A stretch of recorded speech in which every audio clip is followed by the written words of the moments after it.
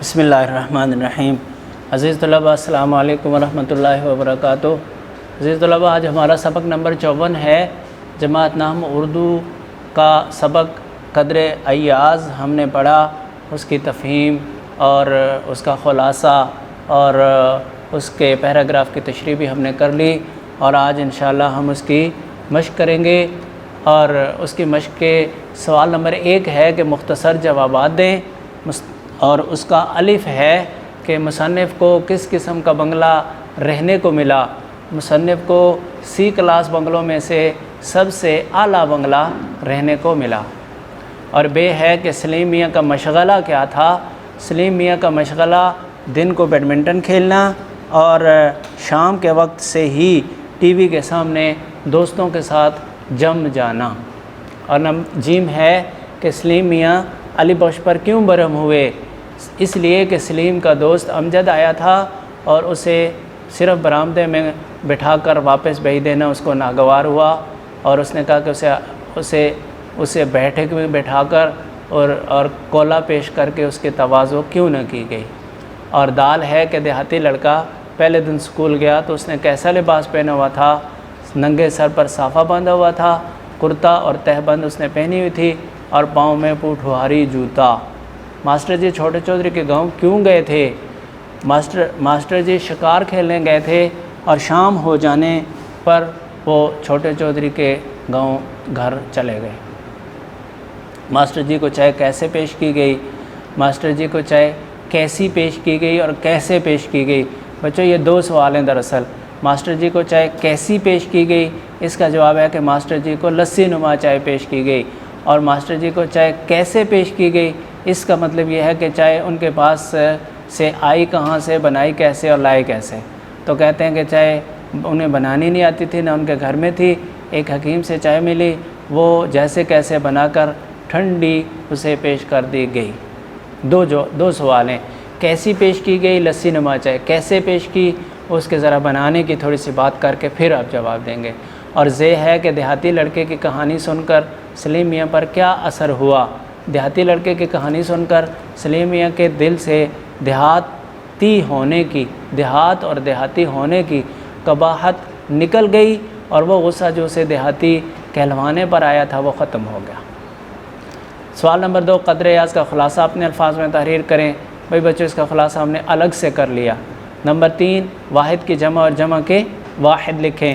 دیہات واحد ہے، اس کی جمع ہوتی ہے دیہ، دال یہ ہے دیہ۔ شکایت شکایات، ارشادات، اس کا واحد ہے ارشاد۔ قصہ جمع ہے قصص۔ حادثات جمع ہے اور اس کا واحد ہے حادثہ۔ روایت واحد ہے، اس کی جمع ہے روایات۔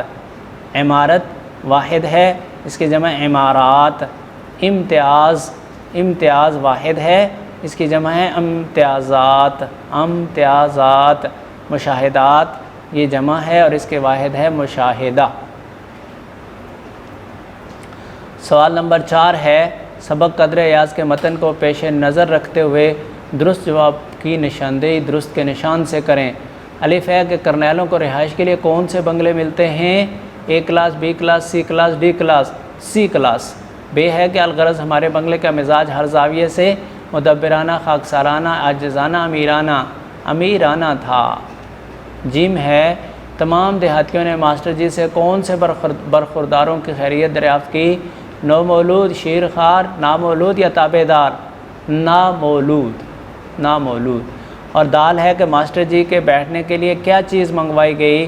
پیڑھی، کرسی، بینچ، چارپائی منگوائی گئی۔ بچوں ماسٹر جی نے کس چیز کی فرمائش کی؟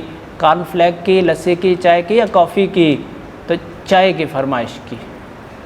سوال نمبر 5 ہے کہ متن کو مد نظر رکھتے ہوئے درست اور غلط جملوں کی نشاندہی درست کے نشان سے کریں۔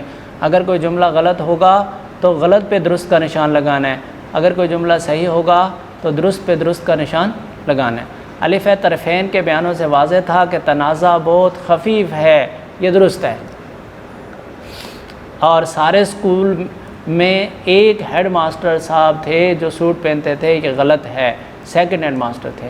سلیم اور علی بخش دونوں کی آنکھوں میں ایک دیہاتی کے لیے مذاق کی چمک تھی۔ سلیم اور علی بخش کے دونوں کی آنکھوں میں ایک دیہاتی کے لیے مذاق کی چمک تھی، درست ہے۔ دیہاتی لوگ اتنے مہذب نہیں ہوتے کہ ڈرائنگ روم میں کتے لے آئیں، یہ بھی درست ہے۔ یہ کس نے کہا تھا؟ کرنل محمد خان صاحب نے۔ سلیم میاں ابھی ایف اے کے امتحان سے فارغ ہوئے تھے، غلط ہے، میٹرک کے امتحان سے۔ لو بھی بچوں، اعراب لگا کر تلفظ واضح کریں۔ میں نے ہر دفعہ آپ کو یہی بتایا کہ اعراب لگانا صرف یہ نہیں مراد، مثلاً قسام ازل ہے تو قاف پہ کیا لگے گا؟ سین پہ، میم پہ، الف پہ، زے پہ لگائیں گے تو صحیح اعراب، لیکن مقصود کوئی ایک آدھ ہوگا، جیسے اس قسام ازل میں لفظ قسام ہے، قسام، اس کو کوئی قسام یا قسام نہ پڑھے، کیونکہ قسم کی جمع قسام آتی ہے، فعال کے وزن پر آتی ہے، قسامن۔ تو یہاں آپ سے مقصود یہ کہنا گویا پوچھنا ہے کہ قسم کی جمع کیا آئے گی، تو آپ جب اس کی صحیح جمع بتاؤ گے تو یہی آپ کا اعراب ہوگا قسام ازل۔ آپ پہ پیش سین پہ جزم بھی اور شد بھی اور زبر بھی، اور میم کے نیچے زیر، اور ازل الف پہ بھی زبر، زال پہ زے پہ بھی زبر اور لام ساکن۔ ایک بات تو یہ اس میں ہے۔ دوسری بات اس میں یہ ہے بھائی بچوں کہ یہ مرکب کون سا ہے؟ میں نے آپ کو بتایا تھا کہ جس کا مفہوم بولنے میں کاکی کے آئے یا جس کے اندر موجود ہو، وہ کون سا مرکب ہوتا ہے؟ مرکب اضافی۔ اور مرکب اضافی کا جو پہلا اسم ہوتا ہے اس کا آخری حرف مکسور ہوتا ہے۔ تو ایک تو آپ کو قسام کے حوالے سے بات کرنی ہے، اور ایک میم کے نیچے زیر ہوگی۔ میم کے نیچے کیوں؟ یہ مرکب اضافی کا پہلا اسم ہے۔ قطع زمین، یہ بھی ایسے یہ مرکب اضافی ہے، تو قطع پڑھیں گے، قطع زمین پڑھنا غلط ہے، قطع زمین پڑھنا غلط ہے، قطع زمین، قطع زمین۔ تو یہ جو ہے یہ تقریباً حمزہ کی آواز دے کر اس کے نیچے زیر، یا حمزہ لکھ کر نیچے زیر ڈال دیں تو بھی درست ہے۔ تو یہ بھی مرکب اضافی ہے، اس کا بھی پہلا جو لفظ ہے اس کا آخری حرف مجرور ہوگا۔ قطع زمین پڑھیں گے، بس یہی آپ سے مقصود ہے۔ باقی اعراب قاف کے نیچے زیر ہوگی، اور توئے پہ جزم ہوگی، اور عین پہ زبر، اور جو ہے یہ ساکن ہوگا۔ اور اگر آپ نے حمزہ ڈال کے پھر زیر ڈالنی ہے تو ورنہ ہے کے نیچے زیر ڈال کر قطع ہی زمین، ذرا پڑھنا مشکل ہے، ثقیل ہے، اس لیے حمزہ ڈال کے زیر ڈالیں تو زیادہ مناسب ہوگا۔ تو اس کے نیچے زیر ہوگی زمین، زے پہ زبر، میم کے نیچے زیر، یا نون ساکن۔ تو قطع زمین۔ مخل، اس کو کوئی مخل پڑھے، کوئی اور کچھ پڑھے تو خے کا اعراب اصل ہے مخل، میم پہ پیش، خے کے نیچے زیر اور لام ساکن۔ تواضع، توجہ کی طرح بھائی بچوں، توجہ کی طرح تواضع، تو یہ تواضع کوئی نہ پڑھے اسے، یا تواضع نہ پڑھے، جیسا کہ کئی لوگوں سے پڑھتے ہوئے سنا بھی۔ تو ذات کا اعراب اصل ہے، باقی اعراب تو آپ نے لگانے ہی ہیں۔ تے پہ زبر، واو پہ زبر، ذات پہ پیش اور عین ساکن۔ اسی طرح تنازع نہیں ہے، یہ تنازع ہے، تنازع، تواضع اور تنازع کا باب اور ہے، تواضع کا اور ہے۔ تو تنازع، یہاں پہ زے کا اعراب اصل مقصود ہے کہ اس کو کوئی تنازع پڑھے، تنازع پڑھے، تنازع پڑھے، تو یہ لفظ تنازع ہے۔ تنازع، تے پہ زبر، نون پہ زبر اور زے پہ بھی زبر اور عین ساکن۔ یہ ہے آپ کے اعراب کا معاملہ اصل، کہ ایک حرف ہے صرف مقصود جس پہ آپ نے قسام ازل میں میم، قطع زمین میں ہے یا حمزہ، مخل میں خے، تواضع میں ذات، تنازع میں زے، بس یہ ایک حرف کا اعراب اصل مقصود ہے، باقی اعراب ساتھ لگانے ہوتے ہی ہیں، اور ان میں غلطی بھی عام طور پر نہیں ہوتی۔ سوال نمبر 7 ہے کہ کہتے ہیں کہ اپنے استاد سے محمود و ایاز کی تلمیح کے بارے میں معلومات حاصل کیجیے۔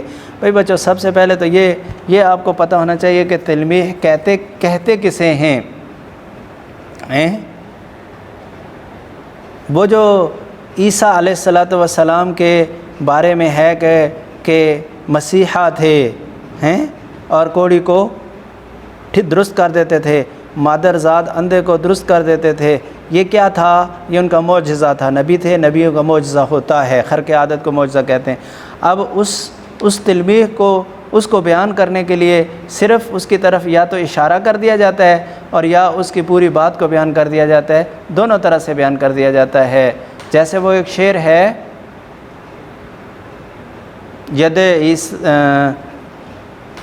شعر مجھے بھول گیا، جس میں پوری بات بیان کی گئی ہے کہ عیسیٰ علیہ السلام کے ہاتھ کا معجزہ اور موسیٰ علیہ السلام کا فلاں اور فلاں، تو ایک وہ بھی تلمیح ہے، اور ایک یہ ہے کہ وہ انہوں نے کہا کہ مسیحا ہوا کرے کوئی، میرے درد کی دوا کرے کوئی، یہ بھی پہلا مصرع مجھے صحیح یاد نہیں آ رہا، یہ بھی ہم آپ کے اپنی غزل میں ہے، تو اس کا یہ ہے اشارتاً، تو یہ دونوں تلمیح کہلاتی ہیں، کسی واقعے کی طرف اشارہ ہو یا اس کو تھوڑا سا بیان کر دیا جائے اس کو اشارہ۔ تو یہ جو محمود اور ایاز کی تلمیح ہے، جو میں آپ کو کہا تھا کہ قدر ایاز انہوں نے نام کیوں رکھا، یہ اصل میں تلمیح ہے، یہ بھی کس بات کی، محمود اور ایاز کے حوالے سے اس کو تلمیح بنایا کہ محمود غزنوی کا غلام ایاز تھا تو غلام، لیکن وہ اپنی قابلیت کی وجہ سے اور اپنی وفاداری کی وجہ سے اتنا شاہ کے ساتھ ہو گیا تھا کہ پھر اس کو غلام نہیں سمجھا جاتا تھا، تو یہ محمود و ایاز کے لیے تلمیح کے طور پر لفظ استعمال کر لیتے ہیں، جیسے قدر ایاز کرنل صاحب نے کر لیا۔ تو یہ ہے بچوں تلمیح۔ اور نمبر 8 ہے مذکر اور مؤنث الفاظ الگ الگ کرو۔ طول مذکر، شان مؤنث، چمن مذکر، تواضع مؤنث، اشتیاق مذکر۔ بھائی بچوں میں نے آپ کو پہلے بھی یہ بتایا ہے کہ اردو میں اگرچہ قواعد و ضوابط تو ہیں کچھ مذکر اور مؤنث کے، لیکن زیادہ تر جو اس کا انحصار ہے وہ سماعت پر ہے۔ جو آپ نے سنا مذکر استعمال ہوتے ہوئے وہ آپ نے مذکر کہنا ہے، جو مؤنث کے استعمال ہوتے ہیں، لیکن اہل زبان کی بات کا اعتبار ہوتا ہے، عام لوگوں کی زبان کا اعتبار نہیں ہوتا۔ تو طول مذکر، شان مؤنث، چمن مذکر، تواضع مؤنث، اشتیاق مذکر۔ درج ذیل الفاظ کے معنی لکھیں اور انہیں جملوں میں استعمال کریں۔ بھائی بچوں جملوں میں آپ نے خود استعمال کرنا ہے، معنی آپ کو میں بتاتا ہوں۔ قباحت برائی یعنی کمی کے معنی میں ہے، کمی کے معنی میں جو برائی۔ امتیاز فرق، نوعیت شکل، تلافی نقصان پورا کرنا، مبہوت حواس پوری طرح قائم نہ رہنا، دستور طریقہ۔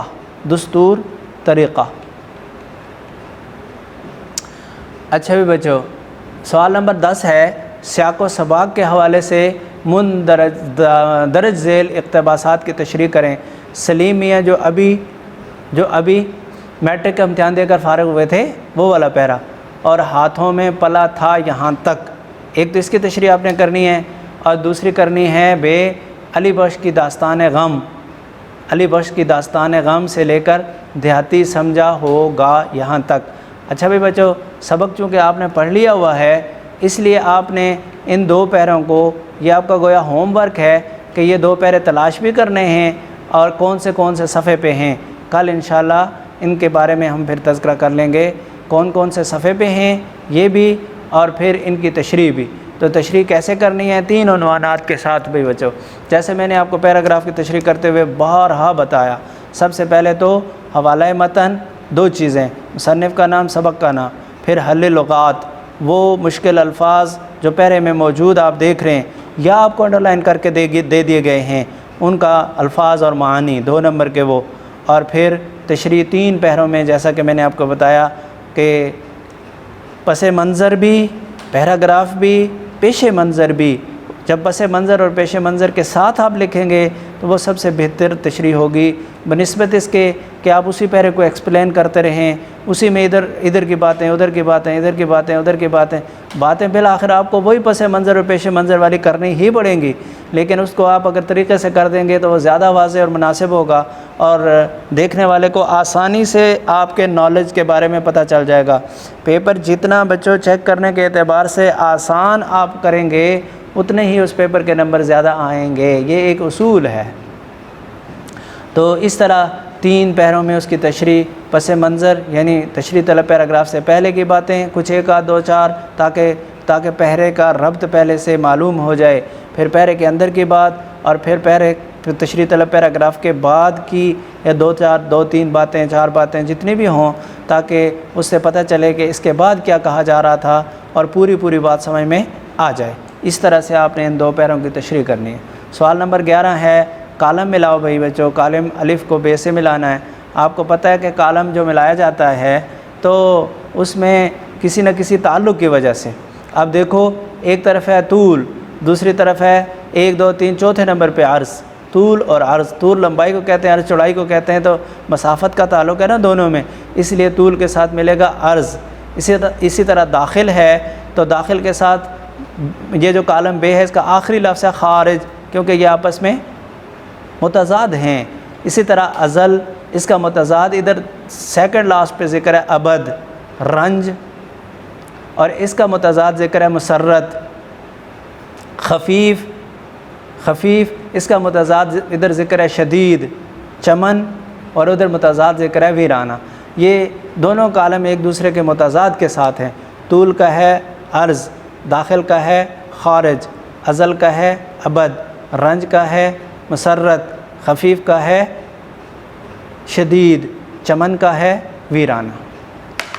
اس کے بعد بھائی بچوں روزمرہ اور محاورے کے لحاظ سے غلط فقرات کی درستی، کہتے ہیں یہ لفظ بیٹا درستگی لکھا اور بولا جاتا ہے وہ ٹھیک نہیں ہوتا، تو کیسے ہوگا؟ کہتے ہیں اہل زبان کے عام بول چال کو روزمرہ کہتے ہیں، عام بول چال کو روزمرہ کہتے ہیں۔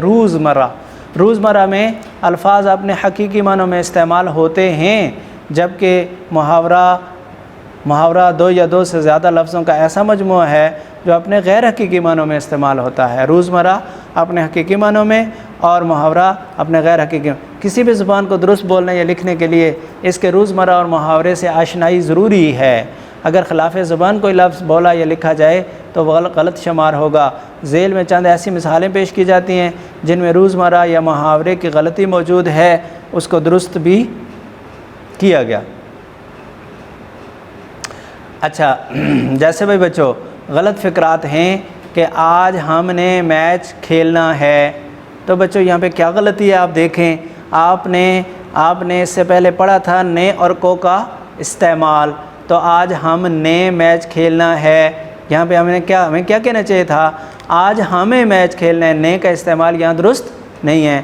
اسلم شام کے 5 بجے اکرم کو ملا، یہاں کو کا استعمال غلط ہے، تو کیا کہیں گے، اسلم شام کے 5 بجے اکرم سے ملا۔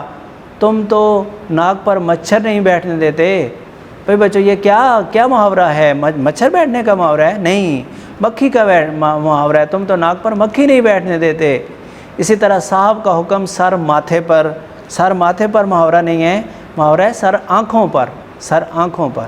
اگر ممکن ہو تو میرا کام کر دیجئے، سکے کا لفظ یہاں زائد ہے۔ براہ مہربانی فرما کر خط کا جواب جلد دینا، براہ مہربانی فرما کر نہیں، یا برائے مہربانی یا مہربانی فرما کر، یہ برائے مہربانی درست ہوگا، یا صرف مہربانی فرما کر یوں درست ہوگا۔